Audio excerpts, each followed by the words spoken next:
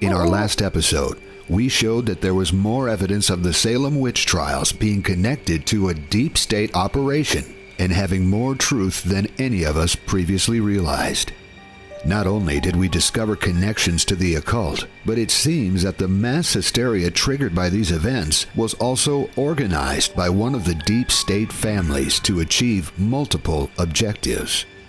So grab the popcorn, light some candles, and lock the door, because in this episode, we're going to share 5 stories of real witches and magicians that show us how this history is far different and much scarier than anything Sabrina the Teenage Witch could ever conjure up. On this episode of The Edge of Wonder. Wonder.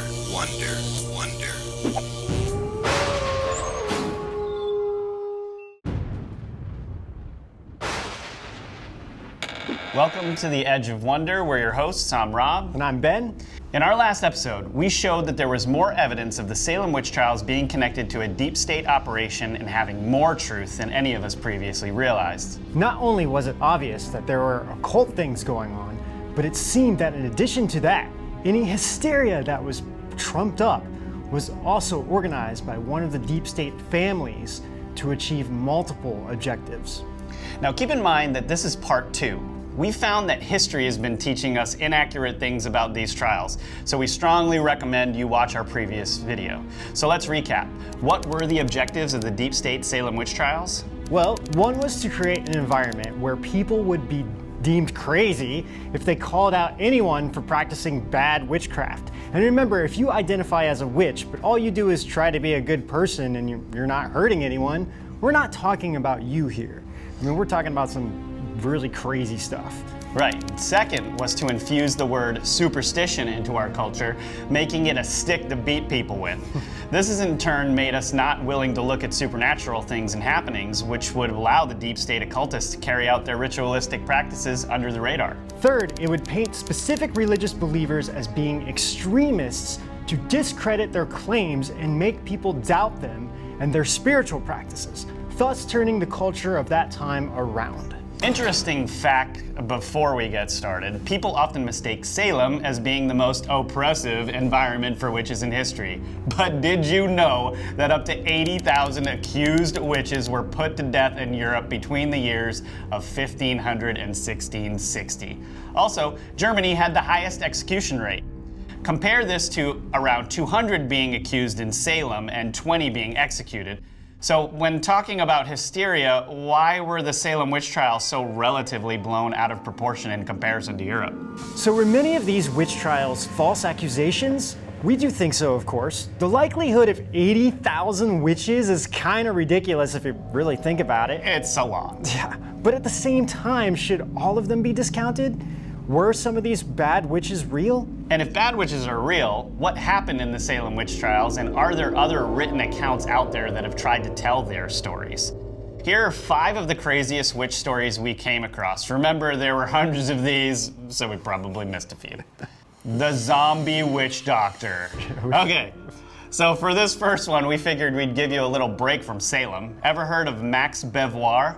He's not a Frenchman like the name suggests. He's known as the Pope of Voodoo from none other than Haiti. Beauvoir actually died in 2015. We found a very delightful story about this on Daily Mail and are telling you about it now because it's a witch doctor story that involves zombies. Yep, zombies. Did you know that Haitians believe it's somewhat normal for someone to get resurrected after death and taken to be a slave? In 1962, a dude named Clervius Narcisse was pronounced dead. In 1980, Narcisse shows up at a village market, taps his sister on the shoulder, and is like, "What's up, sis? It's me." And he told her he was resurrected and enslaved on a sugar plantation. Okay. So Harvard professor Wade Davis is reported to have gone to Haiti after hearing that a man was resurrected and believed so much in it from what he saw and found that he even wrote a book on it called The Serpent and the Rainbow. Beauvoir introduced the good professor to one of his witch doctor buddies named Marcel Pierre. Davis got the recipe for zombie powder from this witch doctor dude. The recipe consisted of deceased baby skull, yeah, that's not weird, freshly killed blue lizards, a dead toad wrapped in a dried sea worm, an itching pea vine, whatever that is, Ben's hat, and Hermione from Harry Potter. Okay, everything except the last two. So Davis tried it out on some lab rats who became comatose and then appeared to be dead, but actually had brainwaves. In addition to prescribing zombie powder, Beauvoir was said to have headed 6,000 Hongens, or witch doctors. Voodoo believers take part in many sacrificial ceremonies as part of their beliefs on many animals, including goats and bulls. Max was said to have written in his memoirs that he even bewitched Bill Clinton at a chance meeting back in 1975. Sure, Bill, because you and Hillary just have chance meetings in Haiti all the time, right? We're not going there in this episode, but we could. They did have their honeymoon there. So, okay. Ever wonder why zombie movies are so popular nowadays? You can thank Max and Professor Wade for his book, because that's how the zombie movies went viral. Okay, Dr. John Dee and Edward Kelly. Before we get back into Salem, there were some cases from a similar time period where people involving in the occult were not put to death. But that also doesn't mean that what came about from it was ultimately good either. Dr. John Dee was one of the greatest minds of his time. Dee knew 4 languages. He was a mathematician, cartographer, astronomer, astrologer, and alchemist, among other things. He was so good at astrology that when under a house arrest for being a Protestant at that time, Princess Elizabeth asked Dee to tell her horoscope. He predicted with great accuracy the reigning Queen Mary's death, which, if you really understand the British Crown at that time, was dangerous business. He got thrown in jail for 3 years and met men who were killed for being Protestants while he was there. Luckily, he wasn't burned at the stake, but was released when Queen Mary actually died and Queen Elizabeth came to power. Queen Elizabeth released Dee and was so pleased about his prediction being true that she decreed everything that John Dee did to be white magic. She even gave him his own workshop to do whatever he pleased. Dee became obsessed with finding the truths to the spiritual world. He pushed his learnings to the furthest point possible, traveling to find new information, finding old manuscripts, and anything else he could do to search for more knowledge. Eventually, after exhausting every known avenue, he became so crestfallen that his studies could take him no further. In his hopeless depression, he finally found a black magic manuscript called the Stiganographia, written in the 15th century and in a coded language that described many spirits. Dee believed these spirits had to have the answers he was looking for. He then met a man that would change the course of his life, Edward Kelly. Kelly could serve as a medium between the physical and the spiritual world using a method called scrying, which Dee had no ability in. So scrying is the use of black mirrors and crystal balls to allow the medium to see into other dimensions, kind of like Nostradamus. In John Dee's case, they called it angel contact, or so they thought. Dee said, "Let the scrying begin," and they pretty much went hard on scrying. 70 different spirits appeared to Kelly and Dee, but it wasn't long before they made contact with a female spirit named Medini, who claimed to be an angel. And though they were cautious at first with their dealings with her, many things occurred over time to ensnare them. With all this scrying, these strange seances and things going on, and the crown being under pressure from the threat of Catholic rivals, Medini told Dee and Kelly to flee at once. They did, and immediately after their departure, their workshop was ransacked by a mob, proving to them that Medini was no joke. Not long after they started scrying again, and more knowledge was promised to them. From these sessions, the lost language of Enoch, which is supposedly the language of the universe, was conveyed to them, which they took down.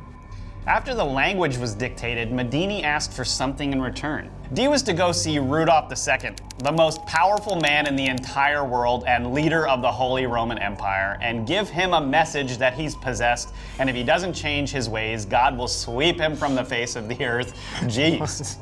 Yeah, so if it was dangerous to tell Elizabeth her horoscope, can you imagine how much more dangerous it would be to go and tell Rudolph this?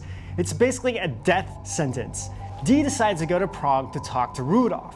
Rudolph didn't kill him and was intrigued by his message, but didn't do anything. Okay, to make a long story short, Dee and Kelly entice Rudolph by telling him they can turn metal into gold, which is known as the Philosopher's Stone. The Pope catches wind of all of this. They eventually get kicked out of the Holy Roman Empire. Rudolph hides them and helps them continue their work, and all the while, they're still scrying. The spirit Medini appears to them and tells them that they must do things on her behalf and they will be blessed. She then reveals to them that their next move is to trade wives. What? Like, what? So Medini asks them to trade wives. They struggle with this for a while and then sell their souls to this wonky demure demon to obtain this promised knowledge. Trade wives, and everything in their lives fall apart. They both split ways, weird things happen, and everybody dies. Moral of this story, don't be a robot and do anything because a spirit in a black mirror tells you what to do. Have a mind of your own. That is for sure. Some people think Dee should be looked up to for sacrificing everything for this knowledge. But didn't he just fail the most important tests? Strangely, Dee's work and life has been referenced for hundreds of years, and men like Aleister Crowley study Dee vigorously. Why? Well, I mean, man, we'll have to do a whole episode on that one. That's too much. Oh, we'll get into it. For sure. Okay, so next, the trial of Susanna Martin. Many testimonies were also given to condemn Susanna Martin of witchcraft. Here's a couple of the weirdest stories given at court. A man named Bernard Peach testified that one day, being in bed, he heard a noise at the window. He looked over and saw Susanna Martin come in and jump down onto the floor. He was rendered paralyzed, and she drew his body up and laid upon him for 2 hours straight. Yep, that's not weird. When he finally willed his body to move again, he grabbed her fingers and bit them as hard as he could, even down to the bone. He told members in the house what had occurred. None of them saw Susanna in the house, but there was evidence of her from a drop of blood found in a bucket to the left of the door as she retreated, and blood in the snow outside near the door of the house. Her 2 footprints could be found in the snow that had just fallen along with some drops of blood.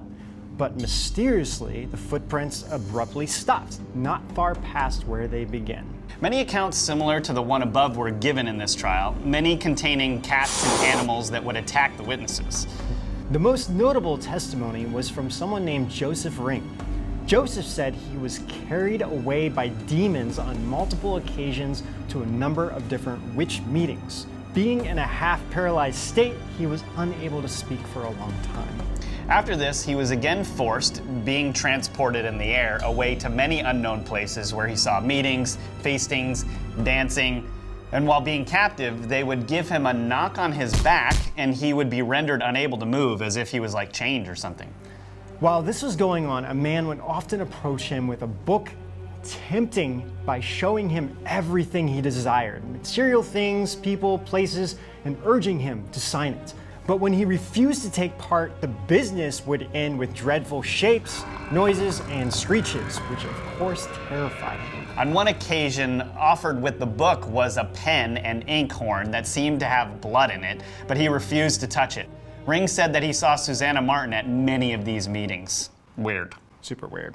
All right, the Swedish witch trials. So as stated previously, Salem is not the only place witchcraft or witches were found. Sweden has its share of stories, the most interesting of which was found in Wonders of the Invisible World. It is recounted that in the year 1669, in the night, hundreds of children were kidnapped from their homes and taken to a place called Blokula. There, the children were tempted by the same monsters that had abducted them. It was reported that the situation there was so bad that the parents were sending children to live in other countries. The judges of the country created a task force to hunt down the witches and were at first denied the accusations. They then confessed. It's unclear as to whether this was from torture or not, but the things they confessed to corresponded with other accounts of witches from many different places. Homes would be entered and nice clothes and desirable material things were offered to entice them to accompany the kidnappers to the meetings. If the children mentioned the names of the men who took them away, they would be tormented for it until at last some of the children were actually killed. Lashes from these torments were found on some of the children, and some of them fell into a strange fit after their return home from a night of these meetings. When at this place called Blockula, the first thing that would happen was the children were made to swear vows to the devil by cutting their fingers and signing their names in his book. Satanic priestesses then baptized the children. They were fed in some feast and then made to dance before the devil, swearing and cursing and creating all kinds of karma, probably. Yeah. It was said that the devil showed them a dragon/beast and threatened to let it loose upon them if they should tell anyone of what they saw there. Curiously, some of the children talked about a white angel that would appear and try to stop the children from taking part in the devil's bidding.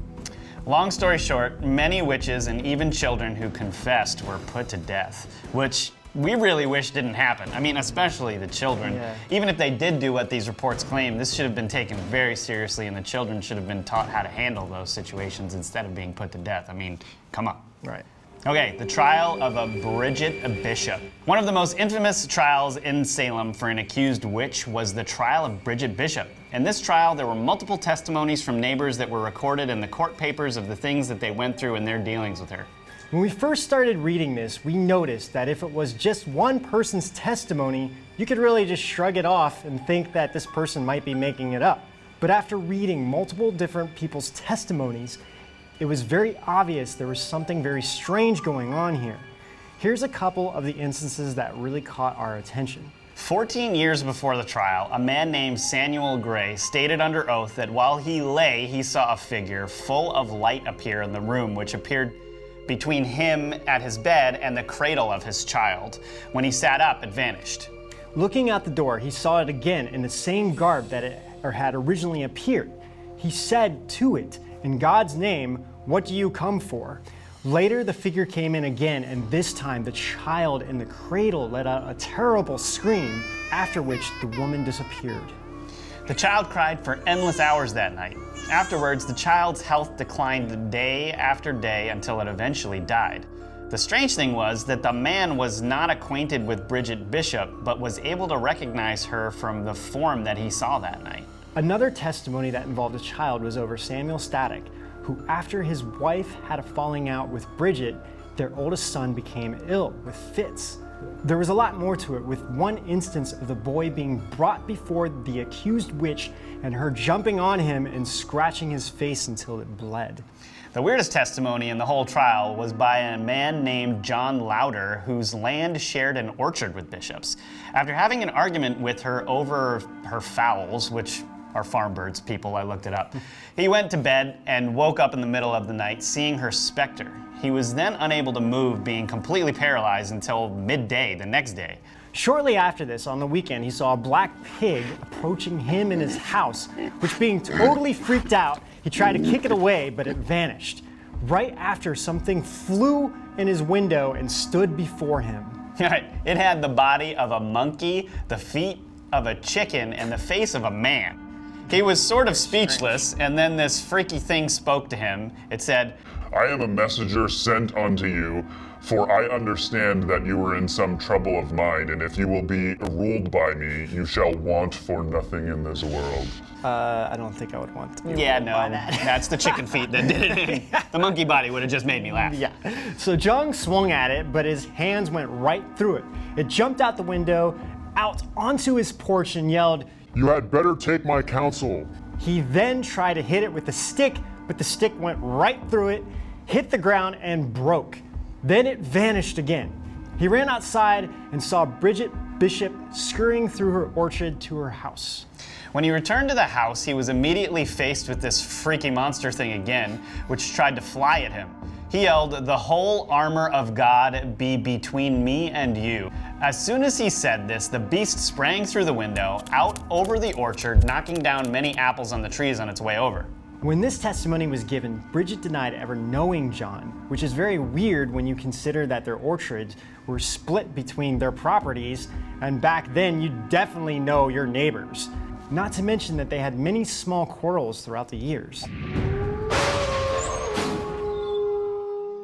Okay guys, so that about wraps up our episode of weird witch stories throughout the world. Hopefully you guys have found some of these too and can send some more in. We'd love to do another episode on That this. is for sure. There's some weird stuff in here. Yeah, for sure. I mean, yeah, the monkey body, chicken legs, and That takes the cake. human face. Yeah. Takes the block of Actually, the zombie powder was really the zombie best, powder. That is. But when I found that, I was just like, Yeah. what the heck? Well, and that guy's a Harvard University professor who goes there, and because he doesn't believe in this stuff At all. He goes there and then writes a book about it. Yeah. I mean, that's.